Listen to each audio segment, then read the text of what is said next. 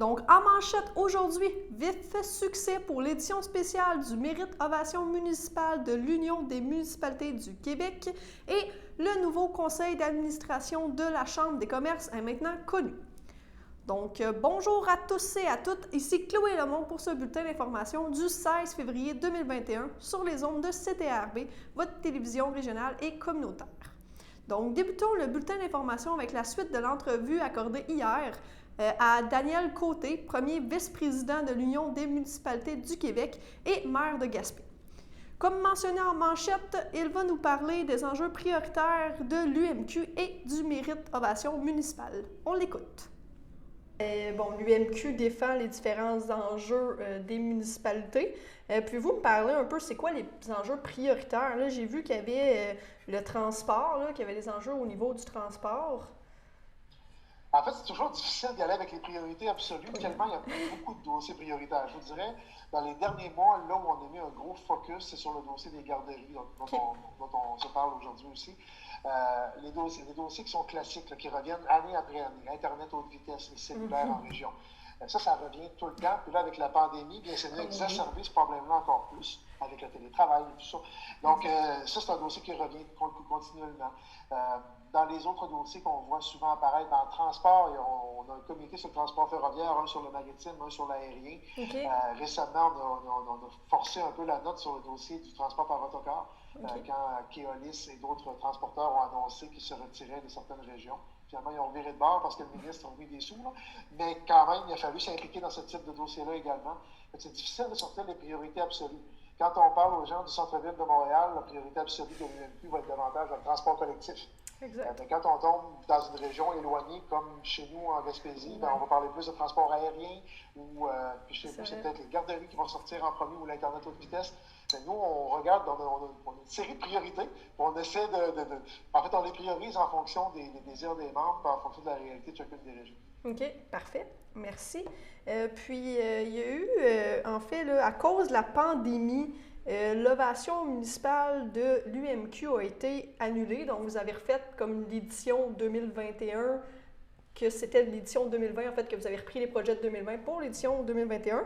Puis, ça a l'air que ça a été très populaire. Donc, il y a eu vraiment beaucoup de projets. Pouvez-vous m'en parler un peu? En fait, je ne peux pas entrer dans les détails des projets, puisque les annonces ne sont pas encore toutes faites, là. Mais grosso modo, le Mérite Ovation municipal, ça vise à reconnaître des innovations qui ont été faites par des municipalités, mais c'est terriblement varié. Je vous donne un exemple. Ma ville, Gaspé, a déjà eu une reconnaissance au niveau de l'aménagement du territoire parce qu'on avait été innovant en adoptant une charte du paysage. Une charte pour protéger les paysages. C'est la première fois qu'une municipalité a adopté ça au Québec. C'est intéressant en termes de, pour le niveau de l'UMQ, on trouvait ça intéressant parce que c'est, d'une part, il n'y a personne qui avait jamais fait ça, puis la protection des paysages est essentielle au développement touristique, par exemple. Donc, on a intégré ça dans notre réglementation d'urbanisme. Bon, c'est un exemple. Il y a d'autres exemples qui sont au niveau de l'aménagement 2.0, de des parcs, des aires de jeu ou des trucs de ce genre-là, vraiment complètement dans un autre domaine. Il y en a d'autres, c'est de l'innovation en transport collectif. Par exemple, la première régie de transport collectif qui a mis en place des véhicules électriques. Bon, ça, c'était innovant à ce moment-là. Mais ça l'est un peu moins, c'est parce que à peu près tout le monde est en train de se convertir. Les premiers qui l'ont fait, on les retient. D'autres éléments, par exemple, au niveau de la transformation des matières résiduelles. Les premiers qui ont fait de la valorisation du recyclage du verre. C'est un enjeu majeur dans les centres de tri. Les premiers qui ont fait ça ont eu des reconnaissances. Ça vous donne une idée à quel point c'est varié comme champ. Mais ça prend toujours des instigateurs, mais ceux qui osent avancer en innovant, en proposant des nouvelles façons de faire, c'est ceux-là qu'on y reconnaît et leur donne une belle tape dans le dos. Oui, c'est ça. Puis là, je pense qu'il y a aussi une section, si je peux dire ça, là, COVID-19, là, pour ceux qui se sont démarqués dans la pandémie. Exactement. Là, je n'ai pas d'exemple concret qui me vient en tête, mais ça a été encore une fois hyper varié. Il y en a qui c'est de l'innovation au niveau de leur système de transport collectif, qui ont pu prévoir des trucs spéciaux, là. Par exemple, en retirant les billetteries, en retirant l'argent liquide, qui étaient des éléments de contamination potentielle. C'est un exemple. Il y a sans doute mille et un exemples, je ne les ai pas tous vus. Je vais m'arrêter là parce que je ne vais pas donner trop d'informations que je n'aurais pas. Ça, j'imagine, c'est toutes les applications, les choses qui ont été créées aussi pour le transport en commun. Tu sais, je sais que ça existe depuis un petit bout, mais quand même, en pandémie, ça l'aide à dire on prend notre billet, puis... Exactement. C'est souvent l'innovation technologique qu'on va voir par rapport à la pandémie pour un peu comment dire, dans le fond, à partir du moment où on n'a plus de contact physique potentiel, bien à ce moment-là, c'est les technologies qui entrent en œuvre. Donc, je m'attends à voir beaucoup de projets en techno qui vont sortir dans le prochain mérite innovation municipale. Parfait, c'est ça, parce que là, vous ne prenez plus de projet. Effectivement, en fait, l'appel de projet a été terminé. Fait que là, il y a des analyses qui se font avec le comité. Puis les récipiendaires seront connus lors des assises annuelles de l'Union au mois de mai. OK, parfait. Passons maintenant à une autre nouvelle concernant l'UMQ et la ville de Lavaltrie. En fait, l'Union des municipalités du Québec a lancé il y a quelques semaines une vaste campagne nationale ayant pour objectif de sensibiliser la population à demeurer respectueuse dans l'exercice des débats démocratiques. Depuis quelques années, la polarisation de l'opinion publique dans les médias traditionnels et particulièrement dans les médias sociaux a entraîné une multiplication de déclarations agressives et de gestes d'intimidation à l'égard des élus municipaux. Ce phénomène a d'ailleurs pris de l'ampleur depuis le début de la crise de la COVID-19. La ville de Lavaltrie a donc décidé d'adhérer à cette campagne et d'en faire la promotion. Les élus municipaux lavaltrois sont fiers de servir leurs concitoyens et concitoyennes et tiennent donc à rappeler que les échanges doivent rester respectueux en tout temps. Les opinions divergentes sont essentielles pour une société démocratique saine. Cependant, cela doit se faire dans le respect envers autrui et particulièrement envers les femmes et les hommes qui choisissent de s'engager publiquement pour représenter et servir leur communauté. Il nous faut prendre soin de notre démocratie. Il nous faut renouer avec un débat respectueux des personnes et des institutions pour prendre ensemble les meilleures décisions. Rappelons-nous que les élus et les titulaires de charges publiques s'engagent pour le mieux de leur population. Donc, la ville de Lavaltrie tient à souligner que la notion du respect se doit d'être présente dans toutes les instances de l'organisation municipale face aux élus municipaux, mais aussi face aux employés col blanc et col bleu, puis de la part de la ville envers ses citoyens et citoyennes. Passons maintenant à la pause.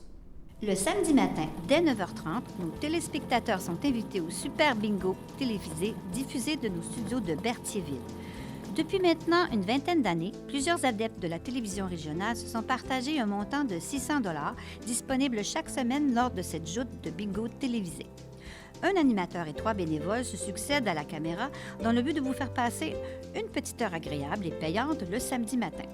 On peut se procurer les cartes de jeu chez les dépositaires autorisés participants, c'est-à-dire à Berthierville, le dépanneur Formule 1 rue Gilles Villeneuve, le marché IGA Extra sur la rue Gabrielle-Brissette, le marché Métro rue Notre-Dame, la pharmacie Proxime rue Frontenac, le garage Pétroté sur la rue Gilles Villeneuve et à Saint-Ignace-de-Loyola, le marché Aldo rang Saint-Michel, le dépanneur Le Magasin Esso sur le chemin de la Traverse. C'est un rendez-vous tous les samedis matins à 9h30 sur les ondes de CTRB, votre télévision régionale et communautaire.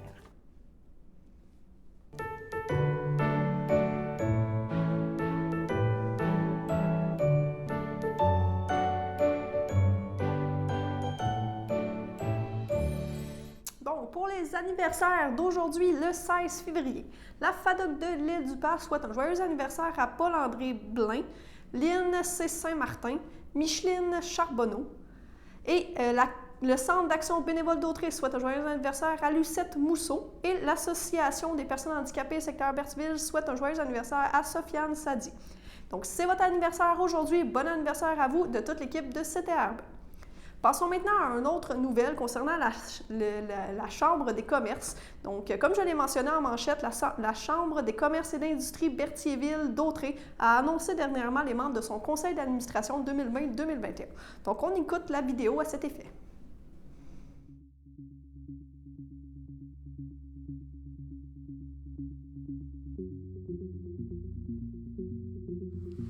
Bonjour à tous, je me présente Steve Piché, président de la Chambre de commerce et d'industrie Berthier d'Autrey. Je vous souhaite la bienvenue à ce petit vidéo de présentation du Conseil d'administration 2020-2021. Comme vous tous, la Chambre de commerce a également été touchée par la pandémie du COVID-19. Nous avons dû s'adapter à la situation et nous avons également vécu un départ de la direction générale juste avant le début de la saison 2020-2021. Votre conseil d'administration a tout de même été très actif pour continuer la gestion quotidienne de notre bureau de mandataire de la SAAQ.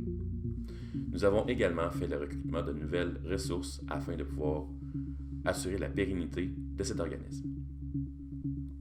Vous aurez la chance, dans cette vidéo, de connaître les nouveaux membres du conseil d'administration 2020-2021. Je tiens également à vous présenter votre nouvelle directrice de la Chambre de commerce, Madame Diane Chartrand. Madame Chartrand occupait déjà un poste au sein de notre organisation à titre de responsable transactionnel pour notre bureau de mandataire SAAQ. J'espère que vous avez apprécié ce petit cadeau à saveur locale que le conseil d'administration et moi-même avons été vous livrer. L'achat local doit rester une priorité dans la région, et ce, à tous les niveaux économiques. Donc, pensez local.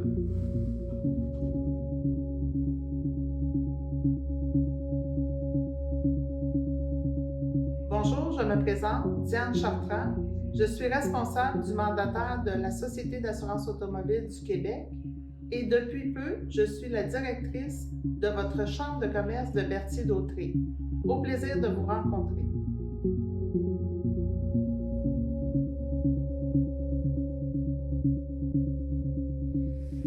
Bonjour à vous, chers membres de la Chambre de commerce et d'industrie Berthier-Dautrey. Mon nom est Kathleen Généreux et je suis planificatrice financière à la RBC Banque Royale pour la région d'Autrey et Lanaudière. En fait, c'est un plaisir renouvelé cette année, encore une fois, de redonner à ma collectivité en tant que vice-présidente du conseil d'administration de votre chambre. Donc, je nous souhaite à tous une belle année et au plaisir de se revoir bientôt différemment. Merci et bonne journée.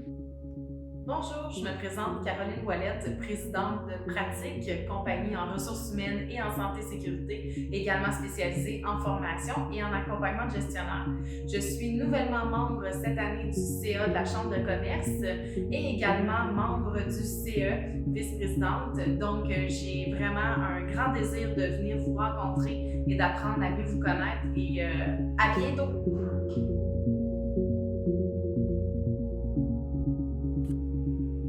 Bonjour à tous, je me présente. Mon nom est Éric Fortier. Je suis le nouveau directeur général de la Caisse de Dautrey et votre nouvel administrateur pour la Chambre de commerce et d'industrie de Berthier-Dautrey pour joindre la nouvelle équipe d'administrateurs pour l'année financière 2020-2021. Alors, merci beaucoup de la confiance que vous m'avez témoignée et je vous souhaite une agréable fin de journée.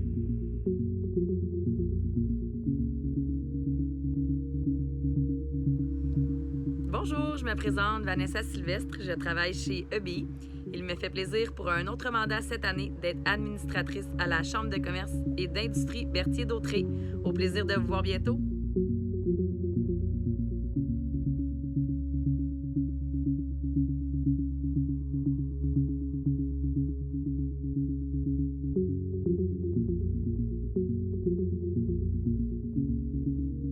Bonjour, je suis Guillaume Narbonne, fondateur du centre aéro-récréatif ULM Québec à Saint-Cuthbert. C'est un centre de villégiature où on retrouve un camping avec des logements insolites. On fait des formations de survie en forêt. On a un restaurant crêperie qui fait relais quad, motoneige. Alors, on a des aérovillas, l'école de pilotage. Alors c'est très varié. Puis tout ça pour le loisir.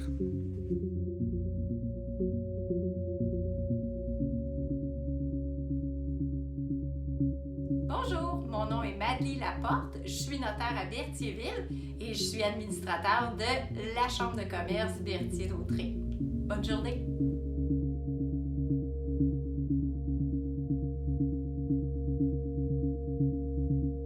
Bonjour à tous, Philippe Denis, président des entreprises Philippe Denis. Nous sommes une entreprise en construction comme entrepreneur général. Je suis également nouvel administrateur sur la Chambre de commerce et d'industrie de Berthier-Dautrey. Donc, je vous remercie de votre confiance et je vous souhaite une bonne journée.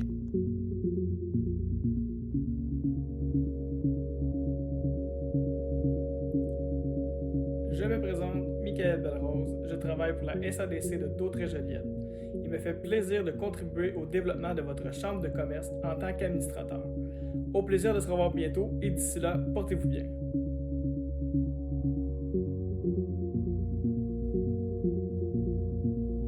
Bonjour, je me présente Annick Bélanger, directrice générale du Des Îles Berthierville, l'hôtel distributeur de sourires dans la Naudière.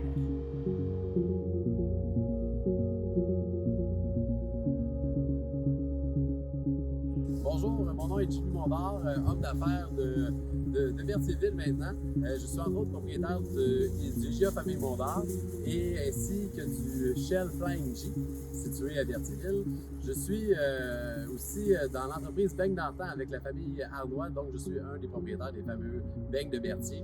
Et finalement, avec mon entreprise Mondard Immobilier, je suis propriétaire de quelques entreprises au centre-ville de Berthier, lesquelles on aimerait bien rénover et reconstruire peut-être à nouveau dans les prochaines années. Donc voilà, merci.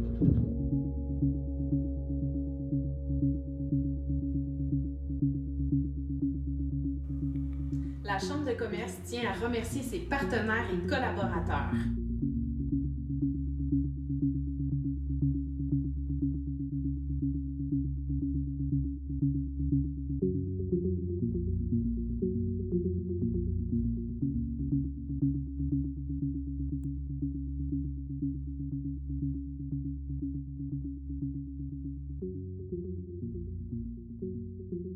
Merci donc à tous ces partenaires et collaborateurs qui ont soutenu la Chambre tout au long de l'année.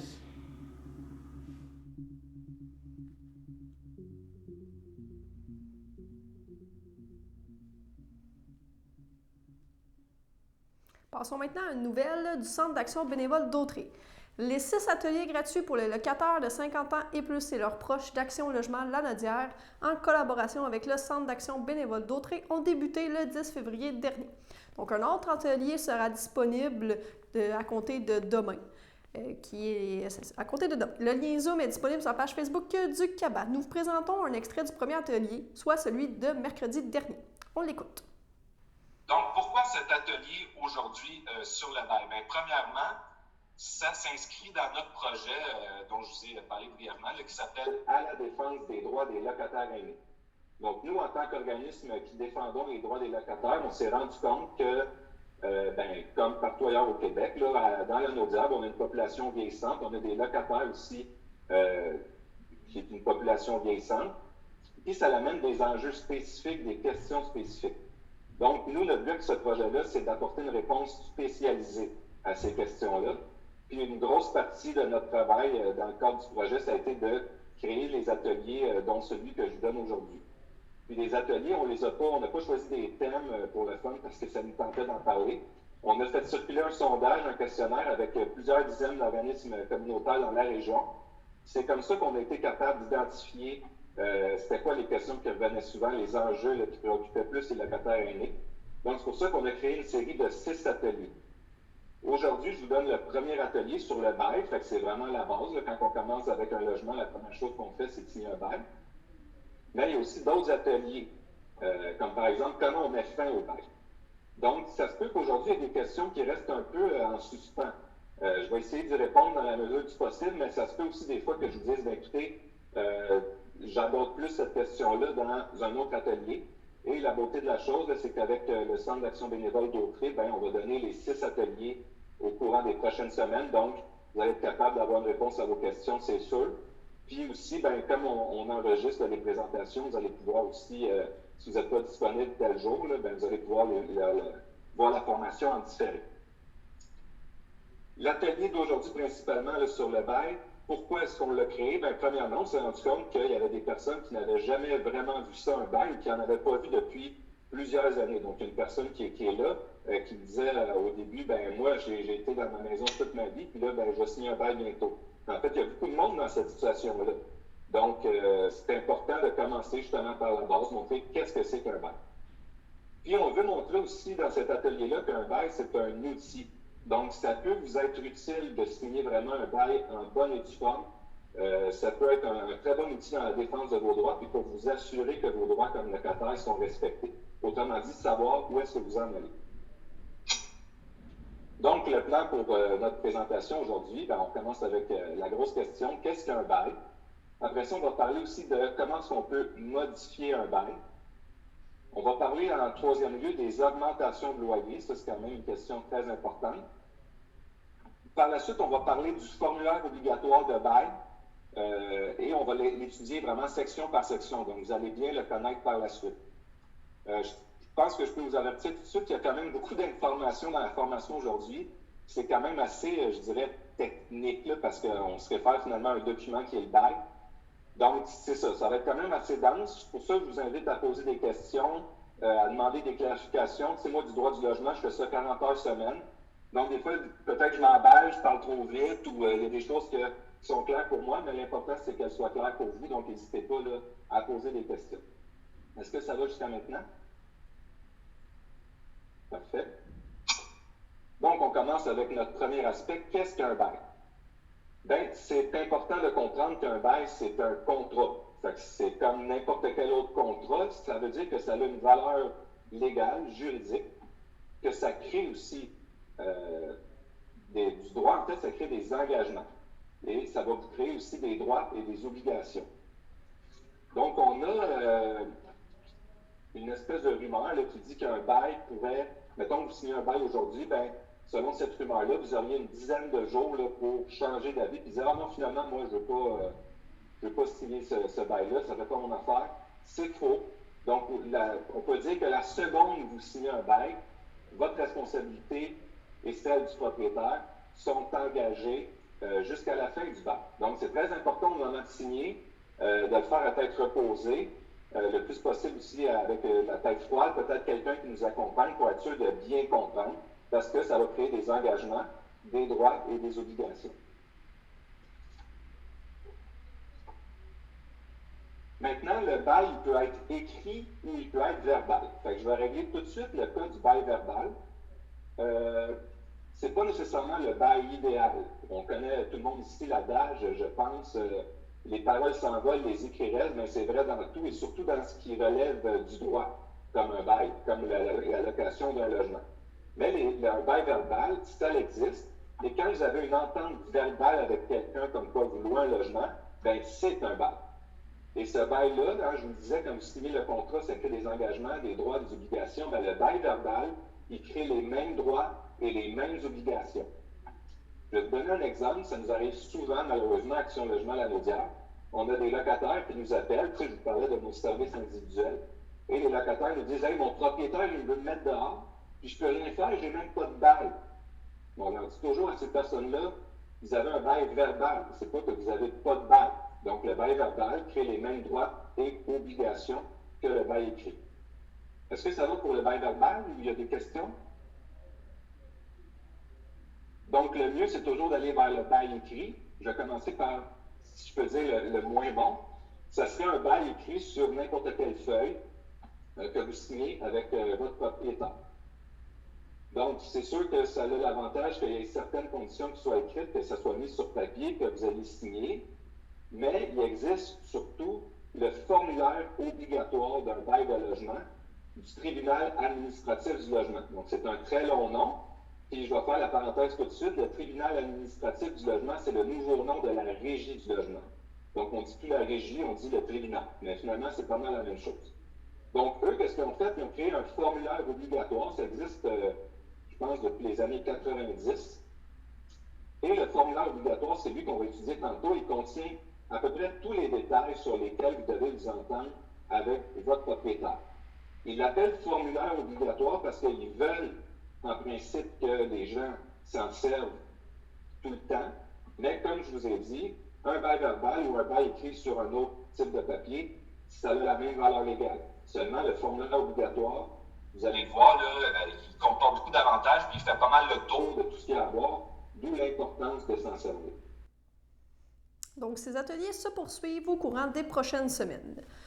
Mentionnons également que le cours d'anglais de la CABA a été reporté d'une semaine. Donc, c'est le moment ou jamais de s'inscrire. Les cours sont offerts en version Zoom et la CABA offre le support technique pour ceux qui voudraient savoir comment fonctionne Zoom. Donc, ces cours sont disponibles les lundis de 14h à 15h30 dès le 22 février, au coût de 100 $ pour une session de 8 semaines. Donc, pour vous inscrire, seulement communiquez avec le CABA au 450-836-7122 ou au 450-875-0921 pour les gens de la Lavaltrie. Passons maintenant à la pause. Sachez que vous pouvez nous faire part de vos commentaires, soit pour une annonce gratuite sur notre babillard ou toute autre suggestion en nous rejoignant par téléphone au 450-836-5103, 450-836-5103, ou bien par courriel tvcberthierville@commercial-hotmail.com, sur Facebook en écrivant Facebook CTRB. Et surtout, n'hésitez pas à visiter notre chaîne YouTube afin d'y retrouver une grande partie de notre programmation sur YouTube CTRB. Les émissions sont classées par catégorie, vous permettant de chercher moins longtemps. Vous pouvez aussi cliquer sur le rectangle rouge « S'abonner » pour être à l'affût des dernières émissions enregistrées.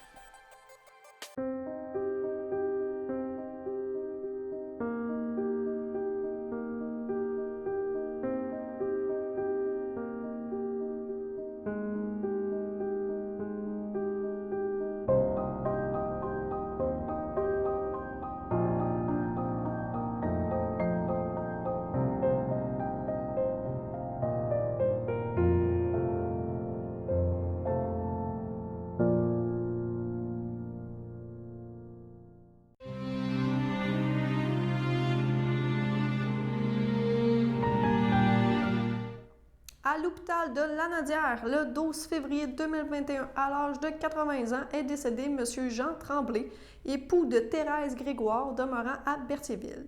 Il laisse dans le deuil, outre son épouse, ses enfants, ses petits-enfants, ainsi que plusieurs neveux, nièces, autres parents et amis. En raison de la situation actuelle, aucune cérémonie n'aura lieu. Au nom de CTRB et de tous ses employés, nous souhaitons nos plus sincères sympathies aux familles éprouvées. Rappelons également que FTRO invite les citoyens à visiter leur site web régulièrement pour suivre le développement de la situation. Donc, nous avons le temps de parler un peu des cas de COVID-19 dans la région de Lanaudière. Donc, aujourd'hui, c'est notre plus forte baisse, si je peux dire ça ainsi. Donc, nous avons 44 nouveaux cas. Pour la MRC d'Autrey, c'est 26 cas. MRC de Joliette, 82. MRC de l'Assomption, 231. MRC Les Moulins, 205. MRC de Montcalm, 53. Et MRC de Matawini, 23. Donc, nous pouvons rentrer plus précisément avec les cas confirmés par municipalité. Donc, dans la MRC d'Autrey, en fait, c'est Berthierville. En fait, tout le monde est à moins de 5, sauf Lavaltrie, qui en a 15. MRC de Joliette, c'est Joliette avec 39 cas et Saint-Charles-Borromée avec 22. Pour la MRC de Matawini, en fait, c'est Rawdon qui en a 6, le reste, c'est 5 ou en bas de 5. Pour MRC de Montcalm, c'est en fait Saint-Lin qui en a 23. Et le reste, ça tourne autour de 12 ou en bas de 5 ou 6. Et pour MRC de l'Assomption, c'est Repentigny avec 125 cas et MRC Le Moulin, Terrebonne avec 146 cas, donc pour un total de 620 cas actifs dans Lanaudière. Passons maintenant à la météo.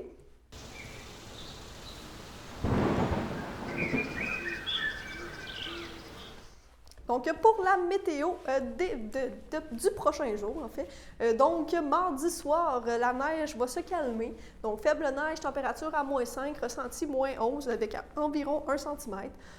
Pour cette nuit, ciel variable, moins 13, température ressentie moins 20. C'est le retour du soleil pour demain. Donc, mercredi matin, ensoleillé, température à moins 13 et en fait, température ressentie à moins 20. Et sinon, pour mercredi après-midi, c'est toujours ensoleillé avec une température à moins 7 et une température à moins 13. Donc, c'est complet pour votre bulletin d'information. Alors, bonne fin de journée. On se retrouve demain.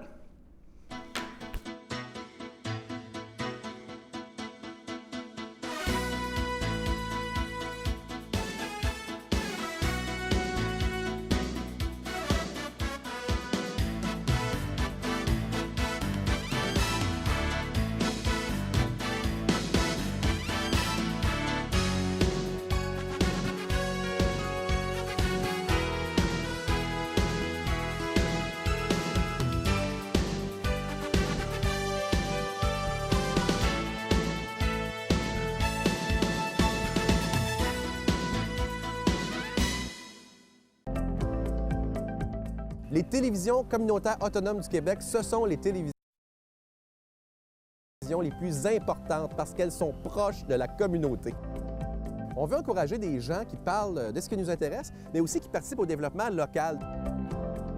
Mais c'est fini le temps là, où on allait lire une affaire qui a été écrite avant hier au bout du monde. Non! Tu veux savoir ce qui se passe chez vous? Bien, ma télé préférée, c'est la télé autonome communautaire. C'est ici que ça se passe.